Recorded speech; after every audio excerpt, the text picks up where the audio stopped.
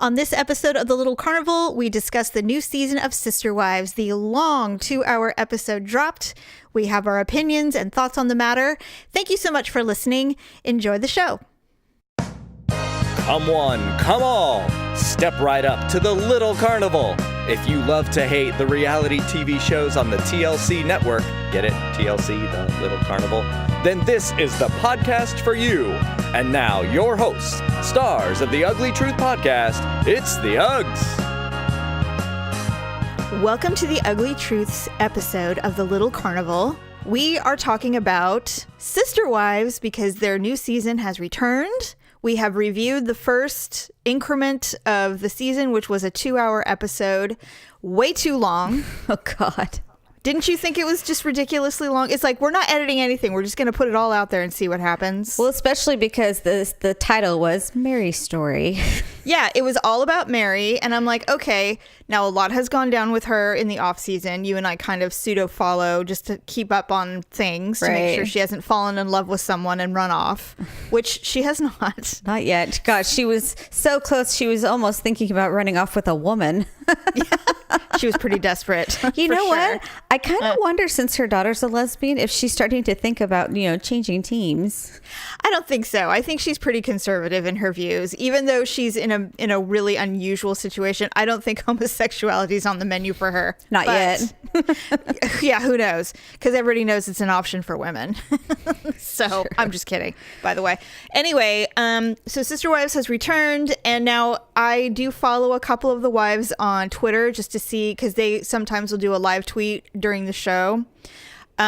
Mary is over all of this. She's like, it's hard to watch because we've worked through all of this. So, because this was almost 2 years, it felt like it was almost 2 years ago. So it's weird to see.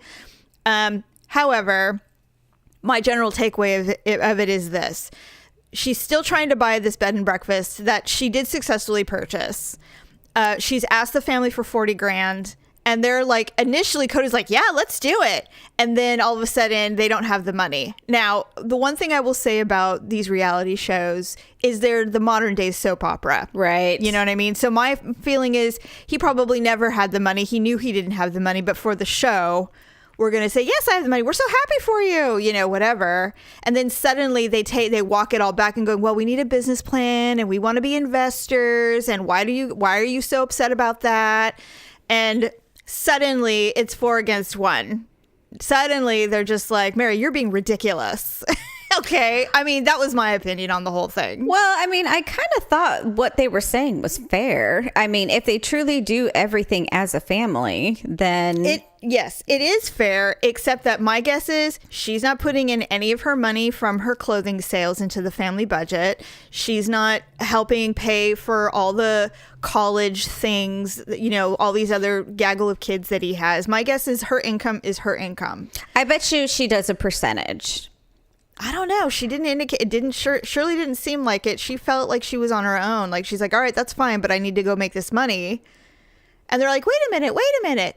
And I think that there's a lot of communication issues, shockingly, which is not a shock at all. There's 4 adults in the room, or 5. So it definitely is understandable that no one's communicating regularly with all of them because none of them are healthy. I think that she's done her best to basically separate herself from them as much as possible, but still remaining. And that's the other thing too, is like, she wants to be as independent as possible, but she wants the benefits when she can, have them. So she wants to be able to come up and be like, hey guys, I need $40,000, Yeah, I understand, but I think what I noticed on the first 2-hour episode is that Cody and Mary are using a lot of therapy words. I feel, I see, I think that what I'm hearing from you is, so they're clearly in therapy together, trying to work it out, which is good. And his attitude towards her is very different, and I don't know why that is, other than maybe she's relinquished the whole, at this time, relinquished the thought that they could ever reconnect as husband and wife, and so now she's just part of the family, just like anybody else. Yeah, maybe. I don't know. Well, I honestly think that he just absolutely cannot stand her. I just, I think I got that sense. I think they respect each other in the family, but I don't think they see each other as husband and wife. Which is weird because he was the first one that he chose, or she chose.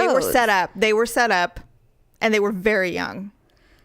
Just like any young marriage, it just sometimes it's like, well, you weren't exactly what I wanted when I met you, but here we are.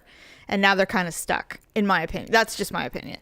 But interestingly, some of my takeaways on this episode, Robin gives zero fucks about Mary and her life. She does not care at all. She has no feelings on the matter. If Robin cared, she'd be angry or there'd be some kind of emotion attached to it. She's so indifferent to anything that Mary has to say or do. Like when Mary brought that crazy catfished woman to dinner, Robin she was like stuffing her face with bread. She was shoveling food in her mouth the entire time. You noticed that, right? I did. I was like, why is she feeding so much? Her kid isn't even breastfeeding. I mean, there's like no purpose other than I don't want to be here. I'm just going to eat the free meal and just sit here and listen to this crazy person talk, trying to defend Mary in some weird way. I think she's just so over the catfish thing that she's just like, why do we have to keep talking about this stupid shit? Well, not only, I think this is the show part. I think this is the producers like, we need to just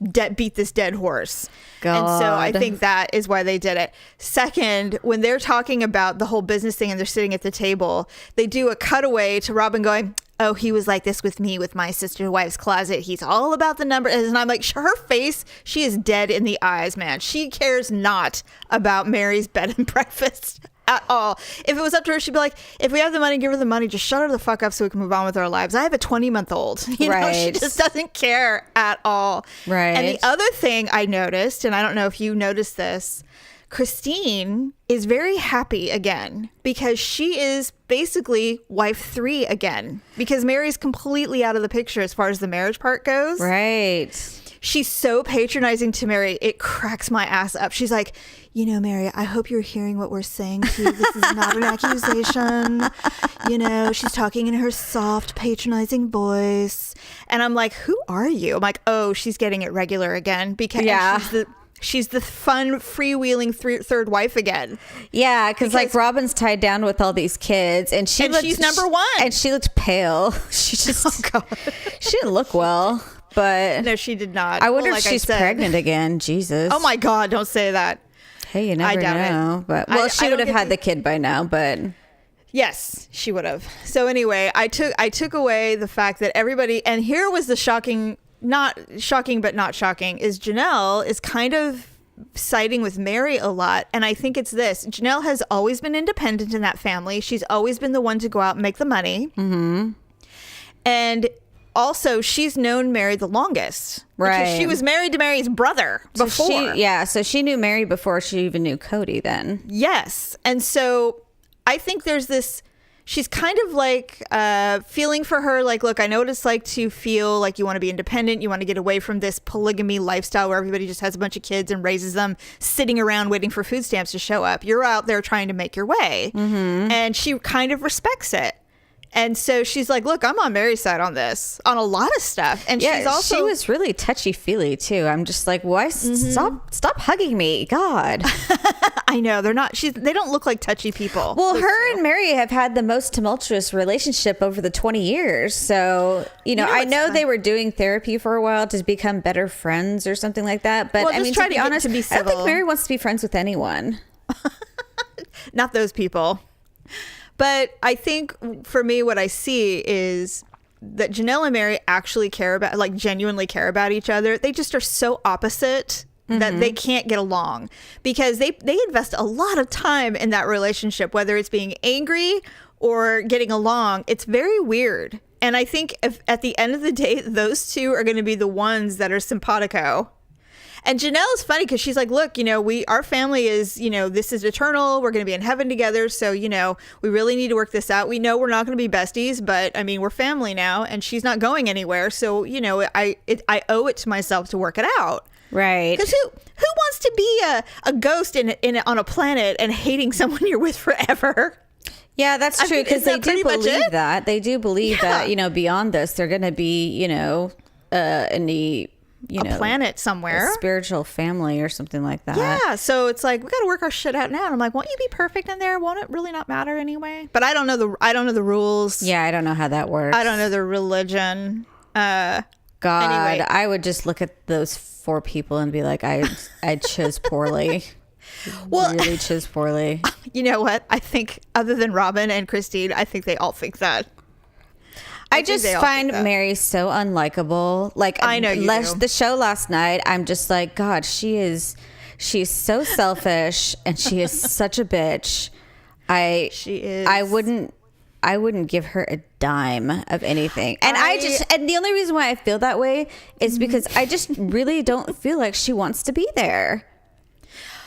It's funny when, their body language indicates so much truth. And then they go online socially or whatever, and they deny. No, we love each other, blah, blah, blah. And I'm like, okay, total lie.